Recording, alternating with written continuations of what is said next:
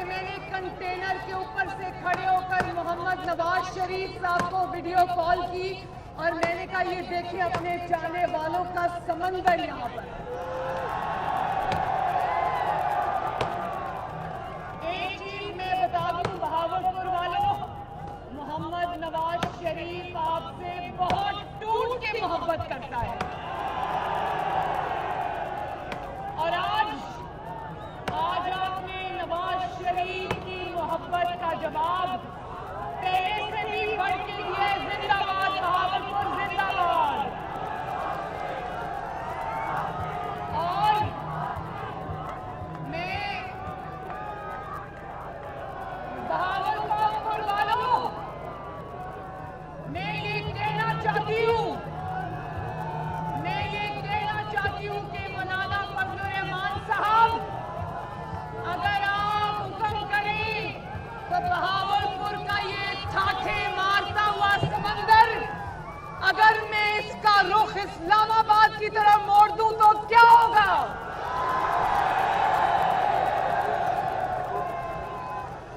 महंगाई के तंग आए हुए, पहले मुझे ये बताओ हाथ उठा के कि महंगाई से कौन कौन तंग आया हुआ है? तो अगर जमहूरियत के चाहने वाले वोट को इज्जत दो का नारा लगाकर वोट को इज्जत छीनने के लिए बेताब, अगर इस समंदर को आज मैं इस्लामाबाद की तरफ मोड़ दूं तो जाली वजीर आजम याद रखे, उसको मुंह छुपाने की जगह नहीं मिलेगी।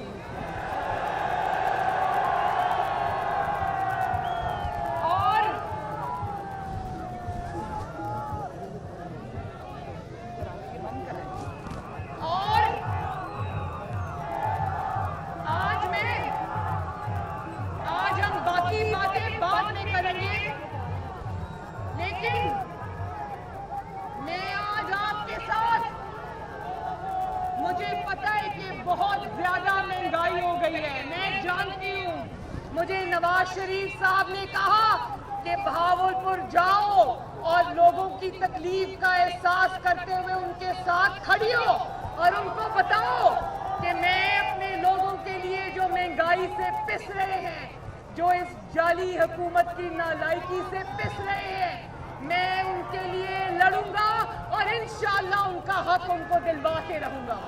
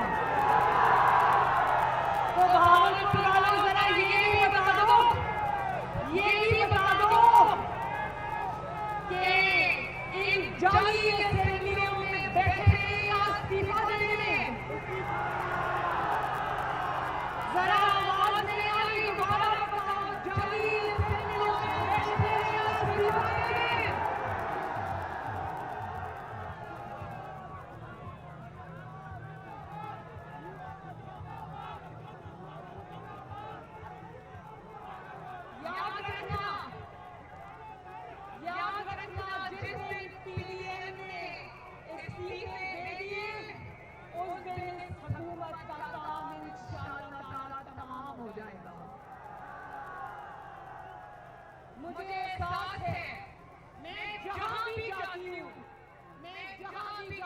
लोग मुझे कहते हैं कि मरियम बीवी, महंगाई ने हमारा बेड़ा गर्क कर दिया है। मुझे एहसास है, मुझे हमदर्दी है आपके साथ, लेकिन मेरी बात सुनो,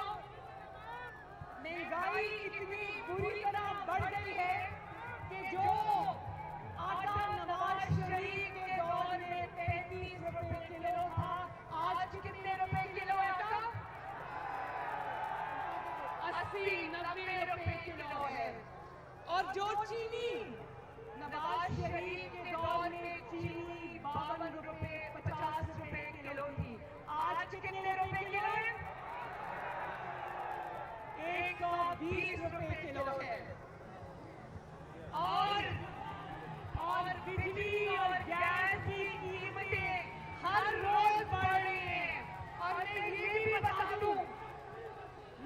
भी बता दूं कि ऐलान हो चुका है, IMF ने कहा है कि बिजली की कीमतें 25% बढ़ानी पड़ेंगी।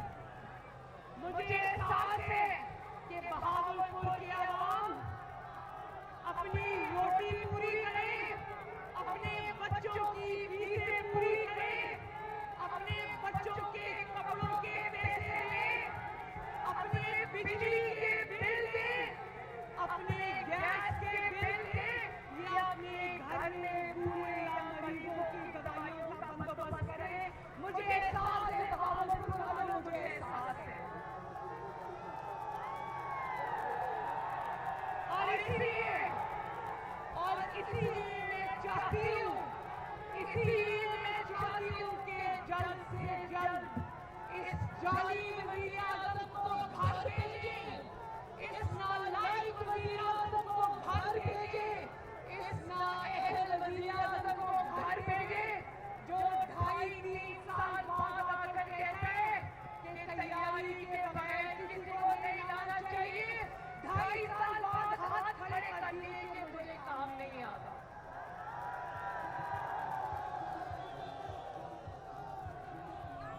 और मुर्गी की कीमतें कहां से कहां पहुंच गई है, वो मुर्गी को छोड़ो, मैं इस मुल्क में अब कोई सब्जी खाने के काबिल भी नहीं है। माश की दाल की कीमत 250 रुपए किलो है, 250 रुपए किलो। मुझे एहसास है मेरे भावलपुर के भाइयों बहनों बुजुर्गों, आपकी बेटी मरियम नवाज शरीफ को आपका एहसास है। और यही एहसास आज हम सबको खींच कर आपके पास लेकर आए। लेकिन याद रखना,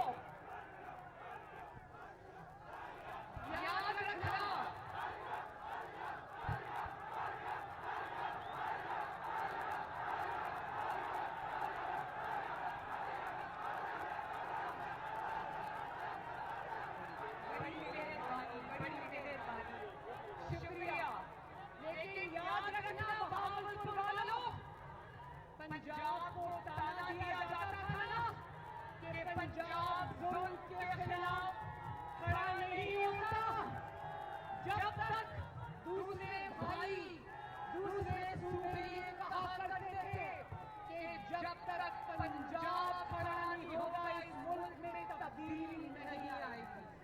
तो सुन लो कि न सिर्फ पंजाब खड़ा हो गया है, बल्कि पंजाब अपने हकूक को वापस लेने के लिए पूरी तरह तैयार है।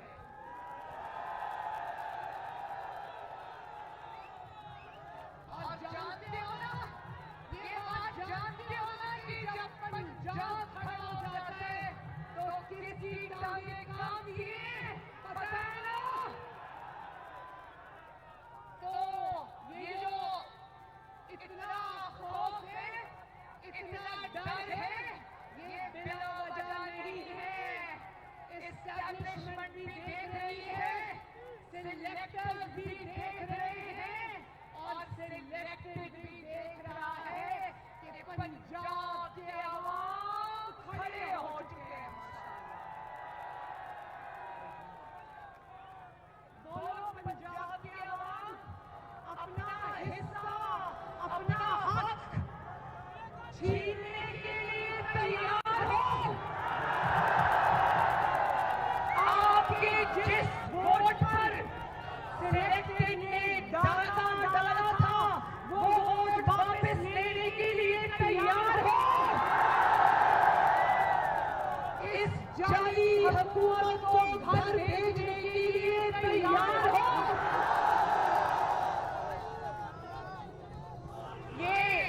ये तब्दीली का नारा लगाता था ना, तो जरा मुझे हर बात पर कि क्या इसको तब्दीली कहते हैं? बताओ, बताओ कि क्या लोगों के घरों में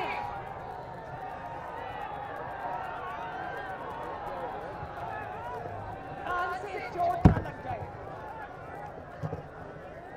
क्या हो गया?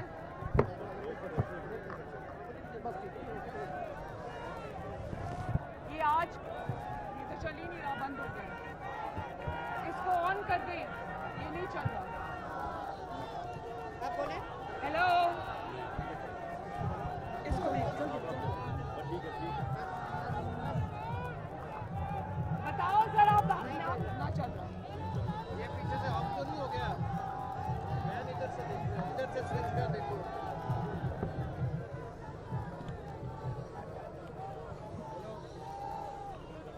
इसके ऊपर बटन होता है, क्या हो गया? हो गया? हेलो, हो गया। ना मुझे दे दो। आवाज आ रही है? हाँ। तो मुझे बताओ, क्या महंगाई के इस तूफान को तब्दीली कहते हैं? क्या इस नालायकी और नाअहली के समंदर को तब्दीली कहते हैं? क्या बेरोजगारी के सैलाब को तब्दीली कहते हैं? क्या कश्मीर फरोशी को तब्दीली कहते हैं? क्या कौमी मफाद फरोशी को तब्दीली कहते हैं? क्या गरीब के चूल्हे की आग बुझा देने को तब्दीली कहते हैं? क्या 27 अरब की 4 मेट्रो और 127 अरब की सिर्फ एक मेट्रो जो जल्दी कम और जल्दी ज्यादा, उसको तब्दीली कहते हैं? क्या 120 रुपए किलो चीनी को तब्दीली कहते हैं? क्या महंगी तरीन बिजली को तब्दीली कहते हैं? क्या महंगी तरीन गैस को जो आती नहीं है उसको तब्दीली कहते हैं? क्या LNG पर 122 अरब के डाके को तब्दीली कहते हैं? क्या आटा चीनी चोरी को तब्दीली कहते हैं? क्या आटा चीनी LNG माफियाज को तब्दीली कहते हैं? क्या ताबेदारी को तब्दीली कहते हैं? क्या दवाइयों की कीमतों में होशरुबा इजाफे को तब्दीली कहते हैं? क्या दवाइयों में डकैतियां करने वालों को इनामात और वज़ारतें देने को तब्दीली कहते हैं? क्या गरीब की झोंपड़ी को गिराने और बनी गाला के एकड़ों पर फैले महल को रेगुलराइज कराने को तब्दीली कहते हैं?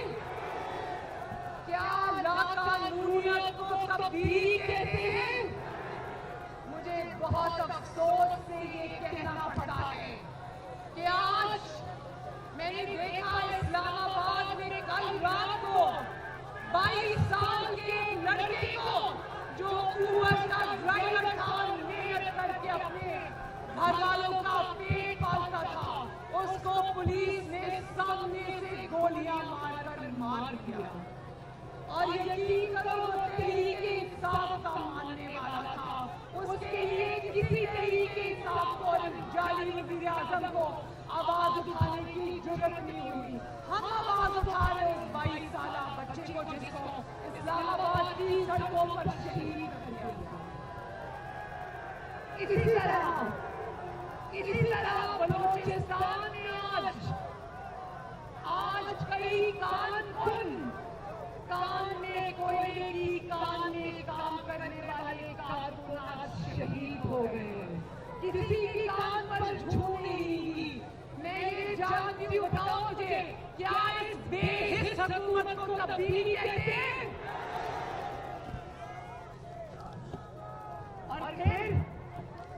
और फिर कहता है और फिर बार बार ये बात कहता है कि फौज जानती है मैं करप्ट नहीं हूँ। बार बार ये कहता है कि फौज जानती है मैं करप्ट नहीं हूँ। तुम 2 लाख रुपया तनख्वाह लेते हो और 300 कनाल का महल चलाते हो जहां तुमने दर्जनों नौकर रखे हुए हैं। ये पैसा तुम्हारे पास कहां से आता है और फिर भी तुम जानते हो कि फौज कहती है कि मैं करप्ट नहीं हूं।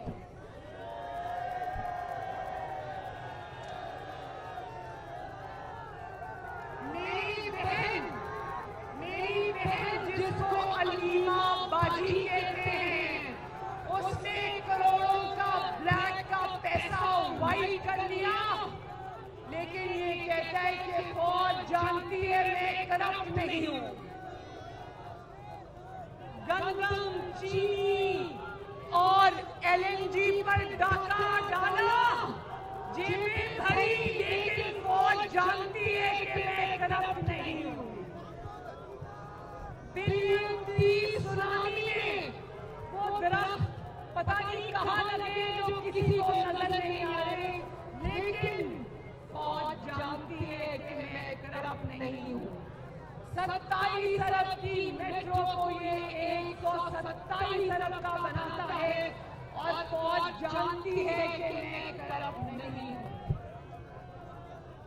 मुझे अरबों रुपए की बैरूनी फंडिंग हुई, इसराइल से, इंडिया से फंडिंग हुई, जिसके ऊपर आज इलेक्शन कमीशन ऑफ पाकिस्तान में मैं सांप बनकर बैठा हूं और उस इंक्वायरी को आगे बढ़ने नहीं देता।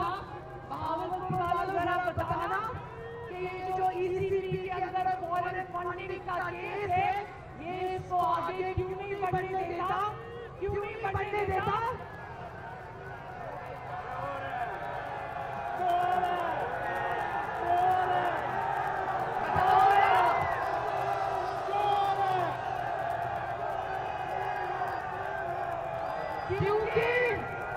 क्योंकि फौज जानती है मैं करप्ट नहीं हूँ।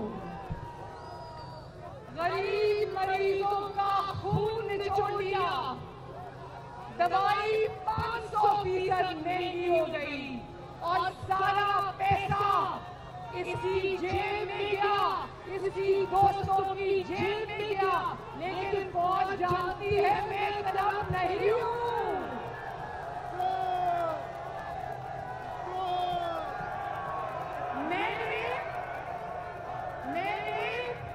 सुनो, ये ताबेदार खान कहता है कि मैंने करोड़ों अरबों रुपए लूटने वाले अपने दोस्तों को नैब से बचाया, मुल्क से फरार कराया, लेकिन फौज जानती है कि मैं करप्ट नहीं हूँ। मैं मालूम जब्बार की खुलने नहीं देता, क्योंकि फौज जानती है कि मैं करप्ट नहीं हूँ। समझ आ रही है ना? मैंने गरीबों के घर गिराकर, गरीबों की झोंपड़ियां गिराकर, मैंने बड़ी गाला का घर रेगुलराइज करा लिया, लेकिन फौज जानती है कि मैं करप्ट नहीं हूँ।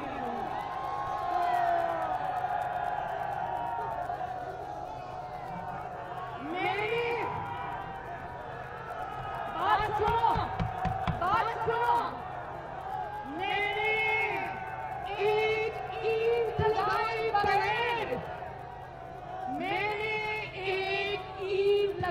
बगैर, एक ईंट, 2 ईंटें नहीं, एक ईंट लगाए बगैर मैंने पाकिस्तान की तारीख के कर्जे दुगने कर दिए, लेकिन फौज जानती है कि मैं गरीब रोटी को तरस गया, नौजवान नौकरी को तरस गया, बच्चे अपनी फीसों को तरस गए, घर वाले अपनी गैस के, बिजली के बिल देने को तरस गए, और फौज फौज जानती है मैं तरफ नहीं हूँ।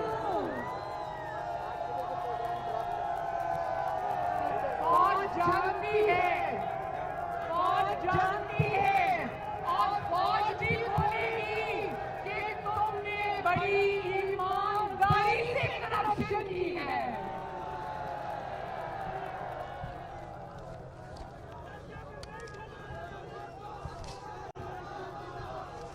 और ये देखो, एक मिनट, और ये देखो, ये कौन खड़ा है?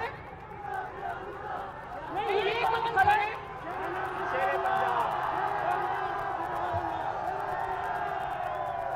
एक दफा फिर एक आवाज में बता दें, ये कौन खड़ा है? ये खड़ा है नवाज शरीफ का शेर राना सनाउल्लाह। ये भी जानते हो आप, ये भी जानते हो कि राना सनाउल्लाह के ऊपर क्या केस डाला था? और कल इंटरव्यू में, वैसे मैं सुनती नहीं पढ़ती हूँ क्योंकि इसकी बातें मेरे से सुनी नहीं जाती, मैंने सुना कहता है कि राना सनाउल्लाह पर मान गया कि मैंने झूठा केस बनाया था। कहता है कि मेरे कैबिनेट ने बना दिया था, मुझे थोड़ी पता था सच्चा और झूठा है। तो बहावलपुर वालों, राना सनाउल्लाह के सच्चे और झूठे होने का नहीं पता था, लेकिन जनरल आसिम सलीम बाजवा के इतने बड़े बड़े सबूत नजर नहीं आते। पिज़्ज़ा, पिज़्ज़ा,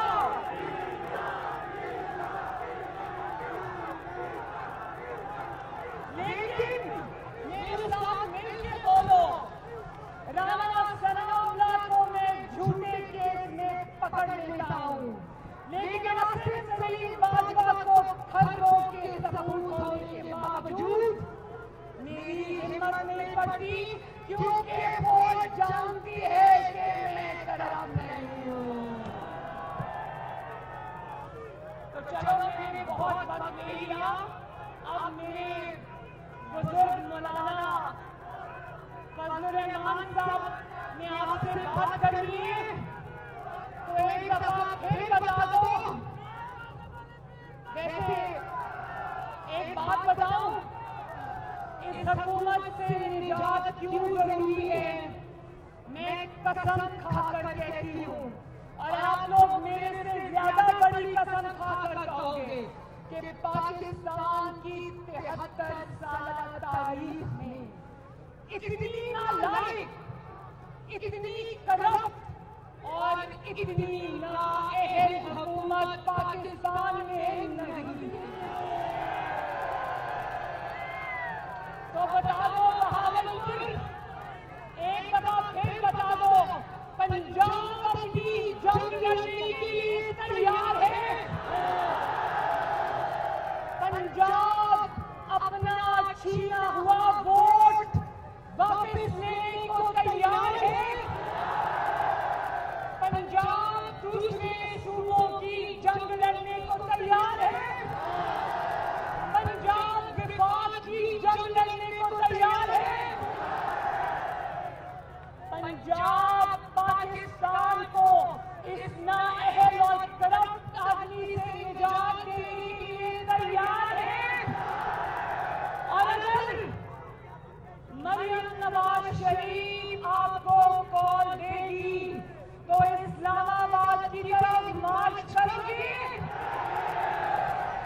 लड़ोगे, बैठोगे, अपना हक छीनोगे? जिंदाबाद बहावलपुर, जिंदाबाद मेरा सोना पंजाब, जिंदाबाद नवाज शरीफ, शहबाज शरीफ,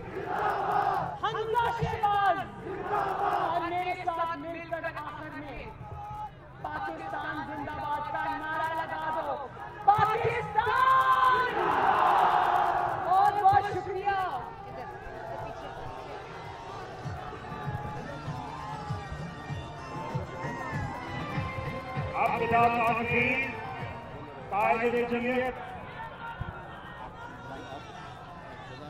मौलाना फजलुर रहमान साहब को बुलाने के लिए तशरीफ ला रहे हैं। मौलाना सफीउल्लाह साहब।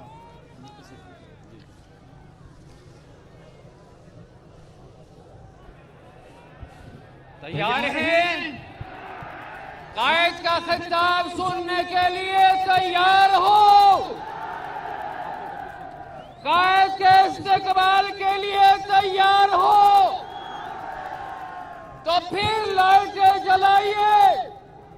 सेलेक्टेड कह रहा है, आज बहावलपुर की सरजमीन पर ये जलसी हो रही है। लाइटें जलाइए, मोबाइल फोन की लाइटें जलाइए, अपने जेब से मोबाइल फोन निकालिए और मोबाइल फोन की लाइटें जलाइए। आखिर तक तमाम लोग लाइटें जलाएं, मोबाइल ऑन करें।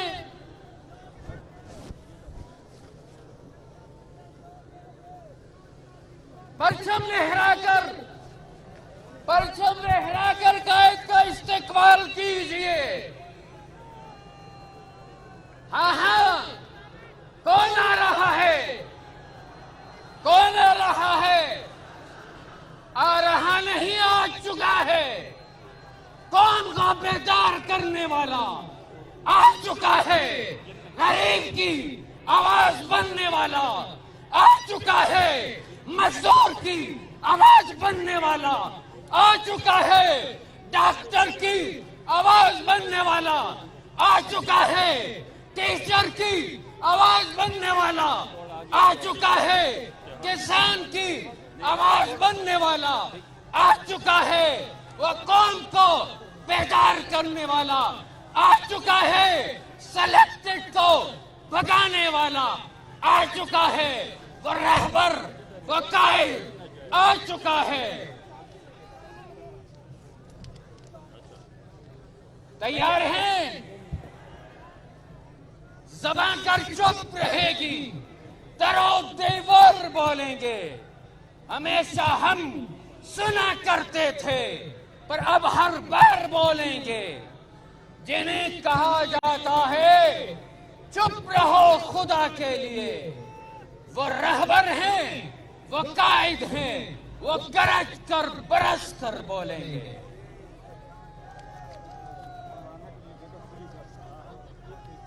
मोबाइल फोन की लाइटें ऑन नहीं की। ऐसा नहीं मोबाइल फोन की रोशनियां जगमगाएं, आसमान के तारे भी ये देखने लग जाएं कि जमीन पर किसका इस्तेकबाल हो रहा है। वो कहें कि आसमान के तारे टूट पर जमीन पर आ गिरे हैं। मोबाइल की रोशनियां कीजिए, परचम लहराइए, परचम लहराइए, कायद का इस्तेकबाल कीजिए। तशरीफ लाते हैं रहबर जमहूरियत, बत्ल हुर्रियत, इमाम इनकलाब इस्लामी, हकीकी आजादी के अलंबरदार, बातिल से बरसरे पैकार, वो कायदे अवाम, फख्र पाकिस्तान, हजरत मौलाना फजलुर रहमान।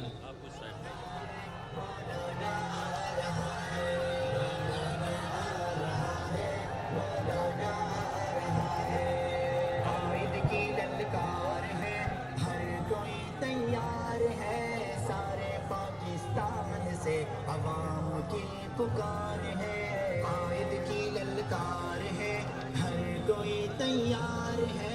सारे पाकिस्तान से अवाम की पुकार है। जाती है हुकूमत, हर कोई कह रहा है मौलाना आ रहा है, मौलाना आ रहा है। अल्हम्दुलिल्लाह, अल्हम्दुलिल्लाह वकफ़ा वसलामुन अला इबादिहिल्लज़ीना इस्तफ़ा। ला सियमा अला सय्यिदिर रुसुल व खातमिल अंबिया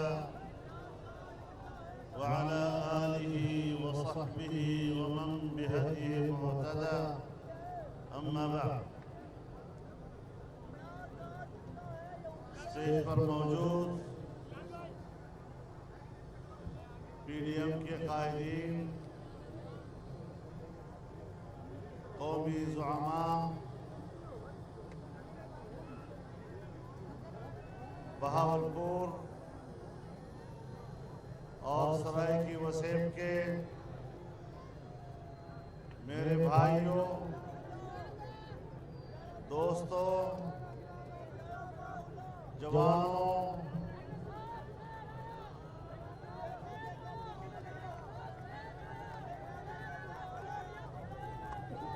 सरायकी वसेम दे गिरावा को मेरी तरफ तो सत बिस्मिल्लाह।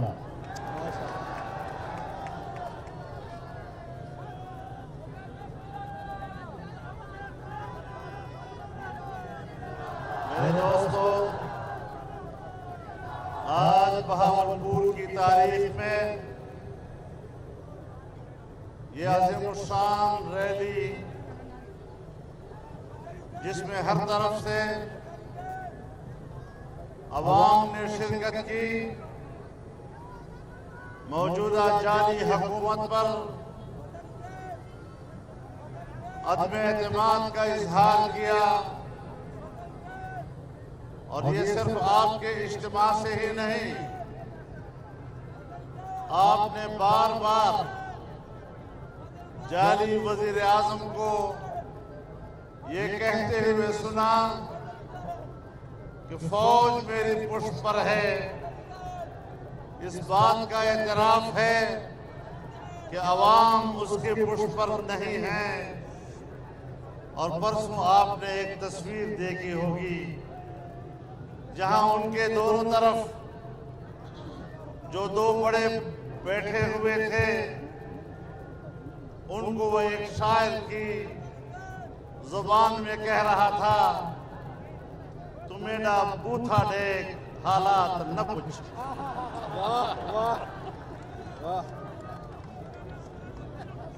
बूथा देख हालात ना देख, हालात न पूछ। बूथा देख हालात ना देख।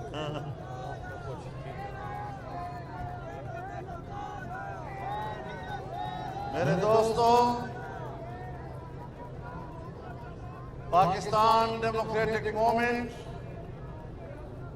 पाकिस्तान में आजाद जमहूरी फजाओं को बहाल करने की जद्दोजहद कर रही है। और इस अजीम मकसद के लिए ये एक कौमी तहरीक है और पाकिस्तान की तमाम सियासी जमातें आज इस प्लेटफार्म पर मुत्तहिद है। मेरे दोस्तों, मेरे भाइयों, चंद दिन पहले पीडीएम का सरबराही इजलास था और पूरी हुकूमत और हुकूमत के तमाम ऐवानों में इस बात का इंतजार हो रहा था शायद पीडीएम में इख्तलाफ होगा, पीडीएम टूट जाएगा। लेकिन जब हमने फैसले किए और एक आवाज के साथ हम बाहर निकले तो जैसे उनके घरों में मातम बिछ गया। और इंशाअल्लाह उनके घरों में ये मातम बरकरार रहेगा। अवाम भूखे मर रहे हैं, लोग खुदकुशियां कर रहे हैं, बच्चों को ज़बह कर रहे हैं और इनके वज़रा अभी भी चैनलों पे बैठकर मुरलियां बजा रहे हैं। शर्म आनी चाहिए इन लोगों को। और आपके सराय की ज़बान में थुक्की ओके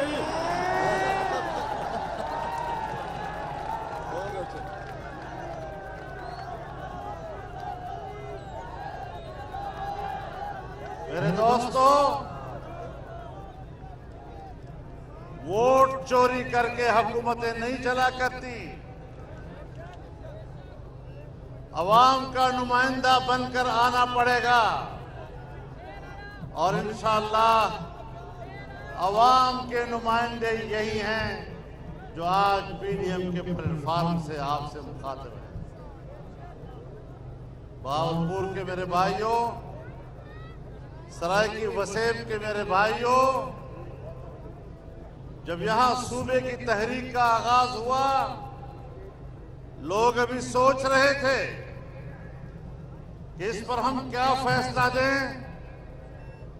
मैंने यहां बहावलपुर में आकर जलसे आम में आपके सूबे की हिमायत का ऐलान किया था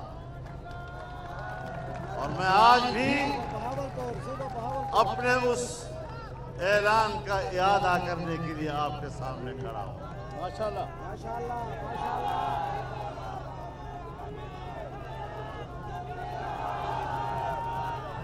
मेरे दोस्तों, एक तरफ हुकूमत नाजायज, एक तरफ हुकूमत गैर जमहूरी और दूसरी तरफ मुल्क की मईशत को तबाह बर्बाद कर दिया। मैंने हर इज्तिमा में ये बात कही है कि आज की इस मुतमद्दिन दुनिया में, आज की इस मुतमद्दिन दुनिया में रियासतों की बका का दारोमदार मुस्तहकम मईशत पर हुआ करता है। जहां मियां नवाज शरीफ साहब की हुकूमत आखिरी साल का बजट पेश कर रही थी तो अगले साल के लिए सालाना तरक्की का तखमीना 5.5% बता रही थी और उससे अगले साल के लिए 6.5% का तखमीना बता रही थी। ये नाअहल आए, इन नाअहलों ने पहला बजट दिया 5.5% तरक्की की शरह, तो दूर की बात 1.8% पर आए और जब दूसरा बजट पेश किया तो 0 से भी नीचे 0.4% पर आ गए। और ये कैफियत आइंदा चंद सालों में अगर ये हुक्मरान रहे तो मजीद बरकरार रह सके। मेरे मोहतरम दोस्तों, मेरे मोहतरम दोस्तों, इन्होंने नाकाम पॉलिसियों के नतीजे में कश्मीरियों को मोदी के जबर और सितम पर छोड़ दिया है। ये कश्मीर फरोश हैं और हमने ऐलान किया है कि इंशाअल्लाह 5 फरवरी को अपनी रिवायात को बरकरार रखते हुए पाकिस्तानी कौम कश्मीरी भाइयों के साथ यकजहती का दिन मनाएगी और पीडीएम की सरबराही में मुल्क भर में कश्मीरियों से यकजहती के लिए हर बड़े शहर में मुजाहरे किए जाएंगे और बताया जाएगा कि इस सरकार ने जाली सरकार ने कश्मीर को बेचा है, ये कश्मीर फरोश है। और इसलिए कश्मीर फरोश है कि अभी इनकी हुकूमत नहीं आई थी। कश्मीर को 3 हिस्सों में तकसीम करने का फार्मूला इमरान खान ने पेश किया था, किसी और हुक्मरान ने पेश नहीं किया था। मेरे दोस्तों, कश्मीर को हड़प करना और इंडिया के नाजायज कब्जे को कानूनी हैसियत में तब्दील करना, इसी के लिए इमरान खान ने कहा कि खुदा करे मोदी कामयाब हो। जब मोदी कामयाब होगा तो मसला कश्मीर हल हो जाएगा। कश्मीर का मसला हल हो गया कि उसने कश्मीर पर कब्जा कर लिया और कश्मीर की मुस्तकिल हैसियत का खात्मा कर दिया।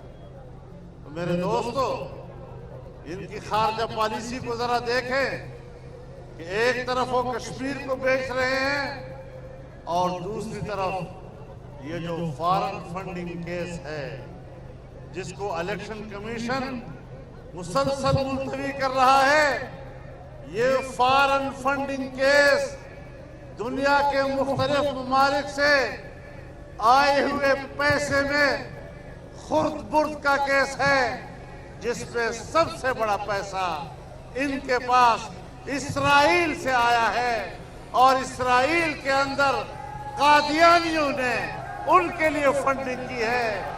ये नुमाइंदगी है जिसके लिए हम बार बार कहते रहे हैं कि ये किसके एजेंट हैं।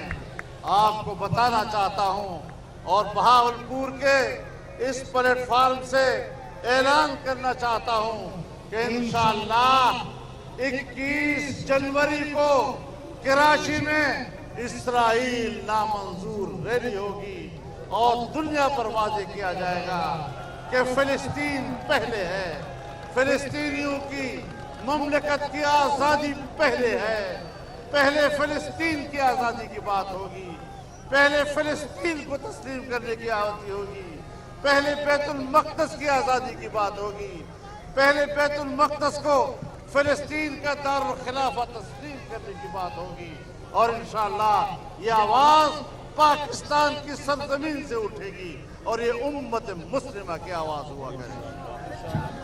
कायदे मिल्लत इस्लामिया हजरत मौलाना फजलुर रहमान, कायदे इनकलाब हजरत मौलाना फजलुर रहमान, ताजदारे खत्म नबूवत, ताजदारे खत्म नबूवत। मेरे दोस्तों, एक तरफ हिंदुस्तान हमारा एक मुस्तकिल दुश्मन है, दूसरी तरफ जब पाकिस्तान में चाइना ने 70 अरब डॉलर की सरमायाकारी की, सी पैक के जरिए से पाकिस्तान को पूरी दुनिया का तिजारती रास्ता बनाया, 35 अरब डॉलर पाकिस्तान में बिजली की पैदावार के लिए लगाए। आज ये हुकूमत इसीलिए लाई गई है, इसी एजेंडे पर लाई गई है, इसी बुनियाद पर मगरिब की पुष्पनाही उसको हासिल है कि चीन की इतनी बड़ी सरमायाकारी को नाकाम बनाया जाए।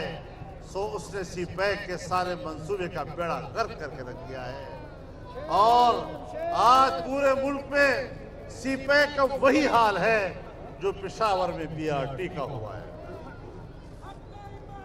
मेरे मोहतरम दोस्तों, मुल्क की मईशत को उन्होंने समंदर में गर्क किया है। जब आपकी मईशत कमजोर होगी, आज आप खुद बताएं कि अफगानिस्तान आपसे मुंह फेर चुका है और पाकिस्तान की तरफ देखने के लिए तैयार नहीं है। आज ईरान पाकिस्तान का पड़ोसी होने के बावजूद इंडिया के कैंप में चला गया है और आप खित्ते में तन्हा हैं। पाकिस्तान को कहां ले जाया जा रहा है? अजीब सूरत हाल ये है कि हिंदुस्तान की मईशत ऊपर की तरफ जा रही है, बांग्लादेश की मईशत ऊपर की तरफ जा रही है, मलेशिया की मईशत ऊपर की तरफ जा रही है, इंडोनेशिया की मईशत रूब तरक्की है, श्रीलंका की मईशत रूब तरक्की है, भूटान की मईशत आगे बढ़ रही है, नेपाल की मईशत रूब तरक्की है, अफगानिस्तान हमसे कई कदम आगे निकल चुका है, ईरान की मईशत तरक्की कर रही है और इस पूरे माहौल में एक तन्हा पाकिस्तान है जिसकी मईशत डूब रही है। फिर ऐसे हालात में आप बताएं कि ये पाकिस्तान की बका के लिए रिस्क है या नहीं। यहां मैं एक बात बड़ी वजाहत के साथ कहता चलूं कि जो हुक्मरान कहता है कि फौज मेरी पुष्ट पर है, इसलिए मुझे मौका दिया जा रहा है कि मैं अपनी फौजी क़ियादत को निहायत एहतराम के साथ मुखातब करूं कि अगर आप इस नाजायज नाअहल हुकूमत के पुष्ट पर है तो फिर अपनी पोजीशन वाज़ेह करें, ताकि हम अगर तहरीक चलाएं तो फिर आपकी तरफ उसका रुख होगा, क्योंकि आप इस जुर्म में शरीक हैं।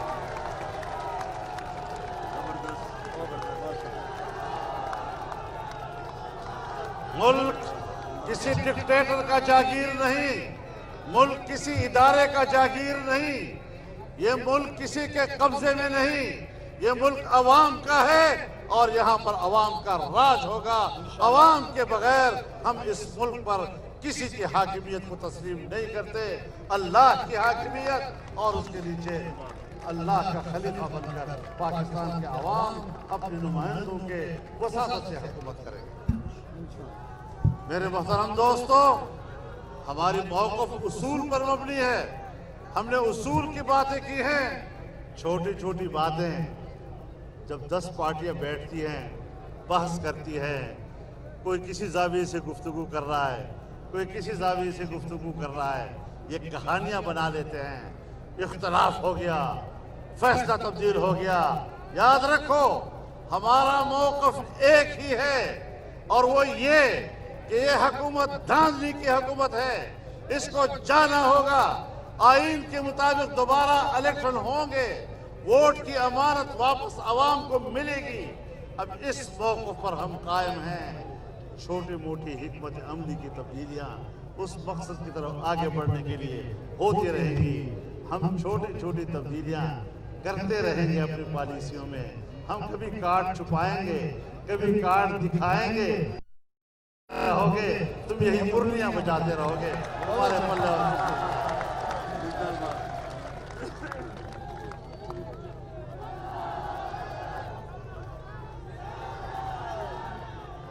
मैं हुक्मरानों को बताना चाहता हूं, मैं हुक्मरानों को बताना चाहता हूं कि जो लोग आज पीडीएम के प्लेटफार्म पर खड़े हैं, ये बड़े बालिग़ुन नज़र सियासी लोग हैं। ये अपने कदमों पर खड़े सियासी लोग हैं और तुम किसी की बैसाखी पर चलने वाले, तुम्हें तो चलना अभी तक नहीं आया, तुमने कौम को सियासत क्या दे दी।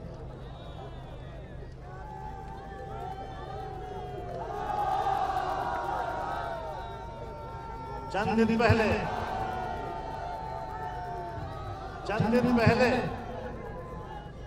एक इंटरव्यू में मुझसे एक सहाफ़ी ने पूछा कि हुकूमत कहती है कि हम तब्दीली लाएंगे, देखो ना वजारतें तब्दील हो गई, एक वजारत किसी को, दूसरी वजारत किसी को, तो आप तब्दीली क्यों नहीं मानते।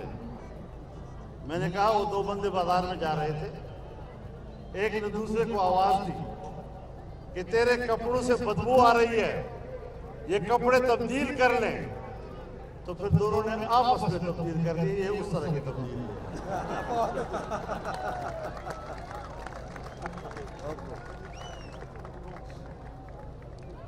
तब्दीली को मजाक बना दिया है इन लोगों ने, जिसको हुकूमत करनी नहीं आती, जो सुबह शाम पूछता है मैंने बयान कैसे देना है। उस दिन आज एक इंटरव्यू दिया, एक बयान दिया उसने कि मुझे तो हुकूमत चलानी नहीं आती, मेरे पास तो टीम ही नहीं है जिसको हुकूमत चलानी आए, मुझे तो तजर्बा ही नहीं था, मुझे तो कुछ वक्त चाहिए, मुझे तो आदाद शुमार का भी पता नहीं चलता था। तो जब मुझे कुछ पता नहीं तो किस बला ने कहा था कि हुकूमत में आओ। अभी परसों पूछा गया कि आपने ये बात कही, आपने ये बात कही, आपने ये बात कही, तो उसने कहा मैंने इस तरह नहीं कहा, मेरा मतलब ये था, मेरे मतलब को गलत बयान किया गया, मेरे सियाक़ो सभा को इस तरह बयान किया गया, ये किया गया, वो किया। अब बताओ, उसको न बयान देना आता है न सफाई देनी आती है। जिसको न बयान देना आता हो, न बयान की वजाहत आती हो, न बयान की सफाई आती हो, वो पाकिस्तान का वजीर आजम बना हुआ है। बीबी मरियम ने तो कह दिया कि बनी गाला के महल को उन्होंने रेगुलराइज कर दिया है। उसके घर में कुछ और भी है जिसको वो रेगुलराइज कराने की कोशिश कर ले तो बेहतर होगा।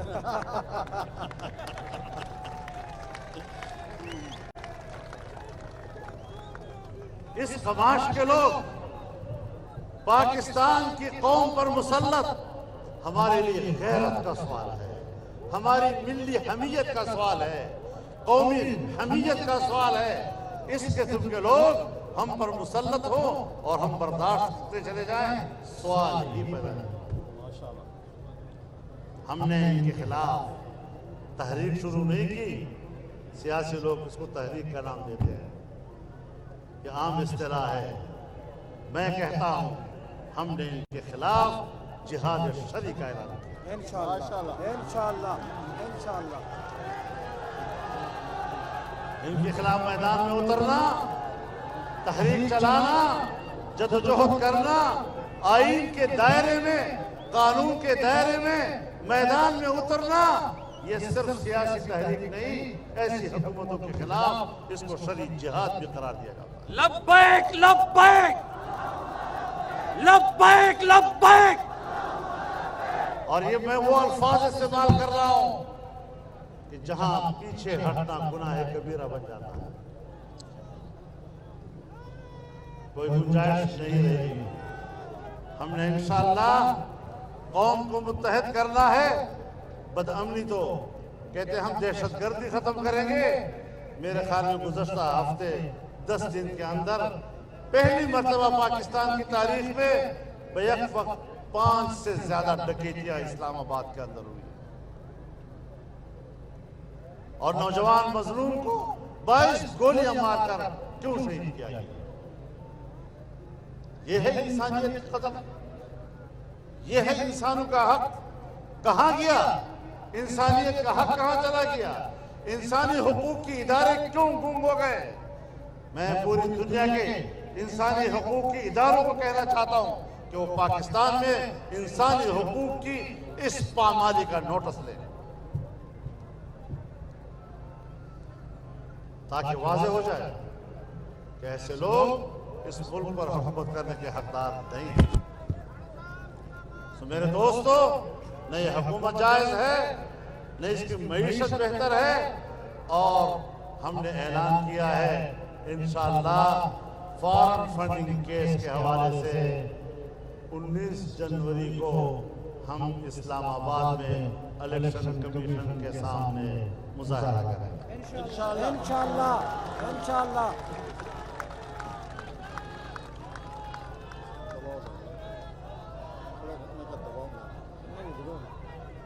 इस 2 सालों में इस हुकूमत में जो करप्शन हुई है, मेगा करप्शन इसके लिए बहुत छोटा रह गया है। नवाज शरीफ करप्ट है, जरदारी करप्ट है, और बाबा तो सारा टब्बर करप्ट है।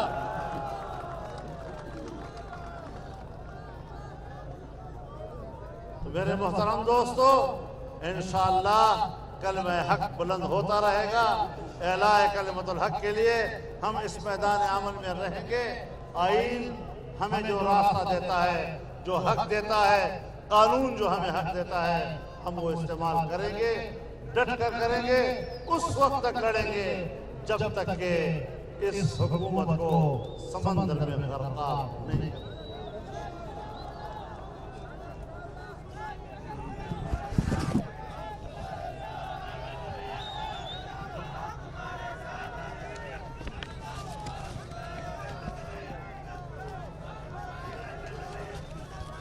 इंशाअल्लाह अवाम की जंग लड़ रहे हैं, अवाम हमारे साथ। हम कश्मीरियों की जंग लड़ रहे हैं, कश्मीरी हमारे साथ। हम फिलिस्तीनियों की जंग लड़ रहे हैं, इंशाअल्लाह फिलिस्तीनी हमारे साथ होंगे। आप आज उम्मत मुस्लिमा की आवाज बनने जा रहे हैं।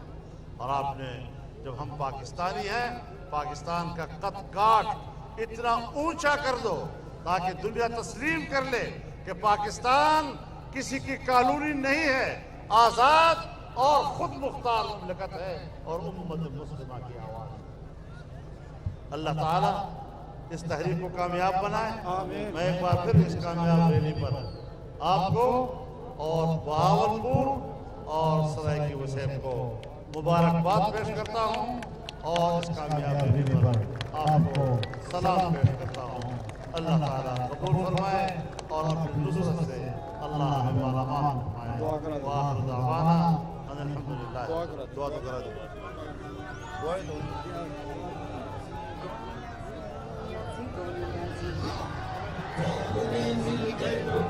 दुख की लंबी काली रातें